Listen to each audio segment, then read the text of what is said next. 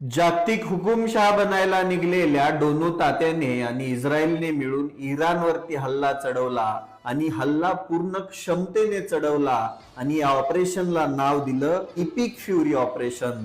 डोनू तात्याच्या म्हणण्यानुसार हे काही एक दिवसाचं युद्ध नाहीये, तर हे बरेच दिवस चालणारे असं डोनू तात्या म्हणतायत. संपूर्ण इराणमध्ये बॉम्ब टाकले जात आहेत. यामध्ये इराणचे supreme leader Hayatullah Ali Khamenei यांच्या ऑफिसवरती पूर्ण क्षमतेने बॉम्ब हल्ला चढवला गेला.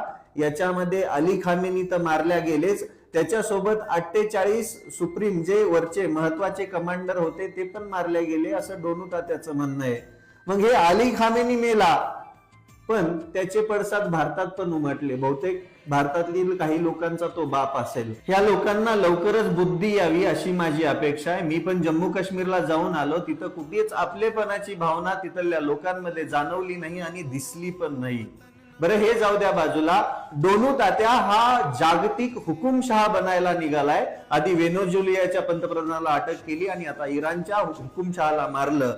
त्यानंतर इराणने प्रत्युत्तरामध्ये फक्त इस्रायलच नाही तर पूर्ण गल्फ देशामध्ये म्हणजे UAE, कतर, बहरीन, कुवेत सगळ्यांवरती मिसाईलने हल्ला केला.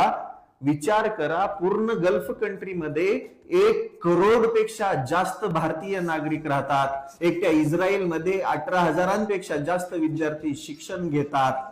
म्हणजे तुमच्या जवळचं कोणीतरी जे व्हिडिओ बघतंय त्याचं नातेवाईक पण त्या गल्फ कंट्रीमध्ये एक तर कामाला गेलं असेल किंवा शिक्षण घेण्यासाठी गेलं असेल. त्यांच्या सुरक्षिततेचं काय, कारण की हे युद्ध एका दिवसात संपणार नाहीये असं डोनू तात्याचं म्हणणं आहे. ही तर युद्धाची सुरुवात आहे. ह्याचा जर पुढं खूप मोठा विस्तार झाला तर या 1 करोड पेक्षा जास्त भारतीयांचं काय.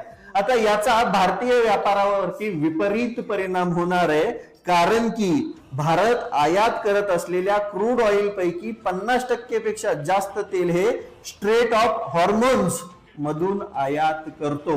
भारत रोज 26 लाख बॅरल क्रूड ऑइल या आखाती देशांमधून आयात करतो, ज्याचं मुख्य ठिकाण आहे स्ट्रेट ऑफ हॉर्मोन्स.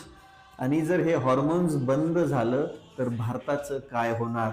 ऑलरेडी इराकियन आर्मीने हे स्पष्ट केलंय की आम्ही हे हॉर्मोन्स बंद करत आहोत. जर ते बंद झालं तर भारतातला सप्लाय होणारा क्रूड ऑइलचा सगळा सप्लाय बंद होणार आणि भारतामध्ये पेट्रोल डिझेलच्या किमती वाढणार, शिपमेंटच्या किमती वाढणार, त्यासोबत भारताच्या रुपयाची किंमत पण घसरणार आणि सगळ्यात शेवटी काय होणार तर भारतामध्ये महागाई वाढण्याचे चिन्ह जास्त आहेत.